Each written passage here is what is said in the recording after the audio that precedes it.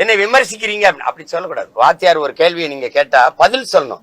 வாத்தியார் கேள்விக்கு பதில் சொல்லாம என்ன சார் நீங்க என்னை போய் விமர்சிக்கிறீங்க அப்படி சொல்ல முடியாது.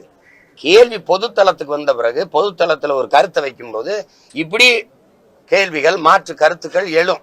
இப்ப நான் கேட்கறதுக்கு ஒண்ணுன்னா நீங்க பேர் சொல்லுங்க. காங்கிரஸ் பிஜேபி உங்க கொள்கை எதிரிங்கிறீங்க, திமுக உங்க அரசியல் எதிரிங்கிறீங்க. அப்ப திமுகவின் கொள்கையில உடன்பாடா? பாரதிய ஜனதா கொள்கை எதிரி என்றால் காங்கிரஸ் உங்க கொள்கை நண்பனா? வருமா வராதா இந்த கேள்வி? உங்களுக்கு வரல, எனக்கு வரும்ல. தம்பிகிட்ட கேட்கணும்னு தோணும். ஒரே கொள்கை தான், கட்சிக்கு பேர் வெவ்வேறு. திரும்ப திரும்ப சொல்றேன், கொடியில் வண்ணம் மாறும், கொள்கையில என்ன மாறாது. அதே தான் திமுகவுக்கும் அதிமுகவுக்கும். உங்களுக்கு புரியுதா? சிக்கல் புரியுதா? அப்ப விளக்கணும். பாரதிய ஜனதா என் கொள்கை எதிரின்னு நீங்க சொல்லும் போது அப்ப காங்கிரஸ் உங்க கொள்கை நண்பனாங்கிற கேள்வி அதுவா வந்துடும். அப்ப காங்கிரஸ் உங்க கொள்கை நண்பனா? பிஜேபியின் கொள்கை தான் காங்கிரஸ், காங்கிரஸின் கொள்கை தான் பிஜேபி. அப்ப இது எதிரின்னா இது நண்பனா?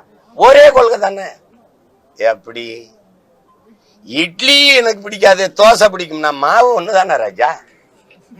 ராஜா தோசைக்குன்னு தனி மாவு இல்லையே ராஜா, அதே உளுந்தா அதே அரிசி.